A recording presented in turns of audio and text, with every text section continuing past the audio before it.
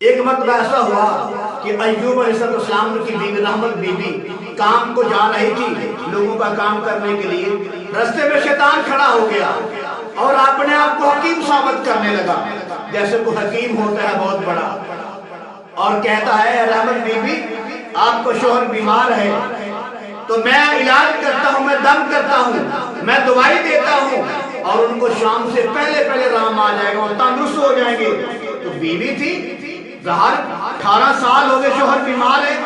جب یہ دیکھا کہ مجھے ایسا حکیم مل گیا ہے وہ دعا دے گا کہ میرا شوہر یکدم تندرست ہو جائے گا, اس کو بڑی خوشی ہوئی کہ ٹھیک ہے آپ دعا دیں, میرے میاں جی کو آرام آنا چاہیے.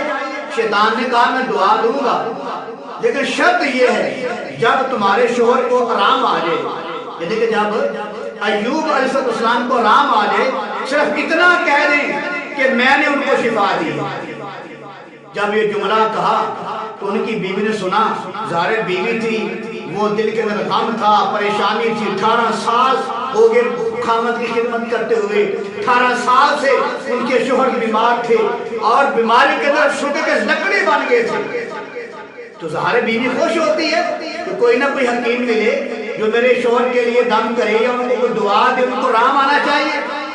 بیوی بڑی خوش اپنے گھر میں گئی, جا کے دیکھا یہ شوہر چار پہ بیٹھے ہوئے ہیں.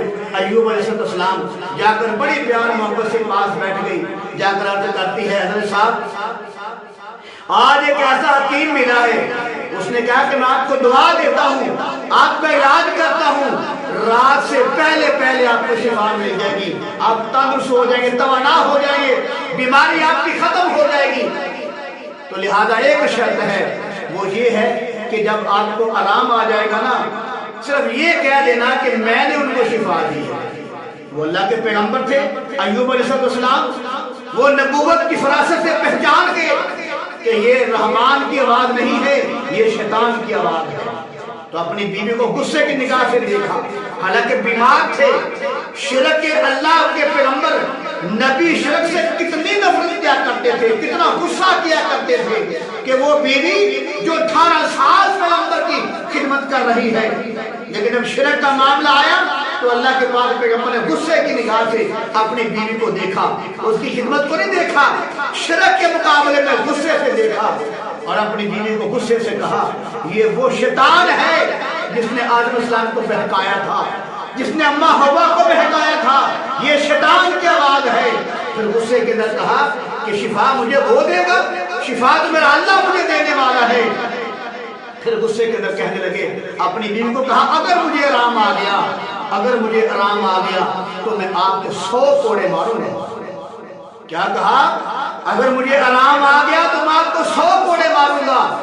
اور جب یہ دیکھا کہ میری بیوی کے اوپر شیطان حملہ کر رہا ہے, میری بیوی کے عقیدے کو شیطان بگاڑنے کی کوشش کر رہا ہے, شرک کرنے کی کوشش کر رہا ہے, پھر اللہ کے پیغمبر نے دعا کی, کہنے لگا ربی انی مسنی الضر وانت ارحم الراحمین, اے اللہ مجھے تکلیف پہنچی ہے. یہ نہیں کہا تو نے تکلیف پہنچائی ہے, کہا نہیں یا اللہ مجھے تو یہ ہے پیغمبر کی دعا کہ یا اللہ مجھے تکلیف آئی ہے, مجھے شفا نصیب فرما. پیغمبر نے شفا کس سے مانگی؟ اللہ سے شفا مانگی. ایوب علیہ السلام 18 سال بیمار رہے, جب بیوی کے عقیدے پہ حملے ہونے کی بات آئی, جب شرک اپنے گھر میں داخل ہوتا ہوا نظر آیا تو پھر دعا کی ربی انی مسنی الضر وانت ارحم الراحمین, اے اللہ مجھے تکلیف آئی ہے مجھے شفا نصیب فرما. ایک روایت کے اندر آتا ہے کہ ایوب علیہ السلام ایک مرتبہ نماز پڑھنے کے لیے کھڑے ہونے لگے تو کھڑا نہ ہویا گیا.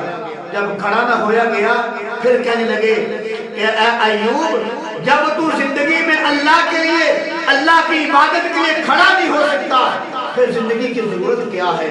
پھر اللہ سے دعا کی ربی انی مسنی الضر وانت ارحم الراحمین, اے اللہ مجھے تکلیف آئی ہے مجھے شفا نصیب فرما.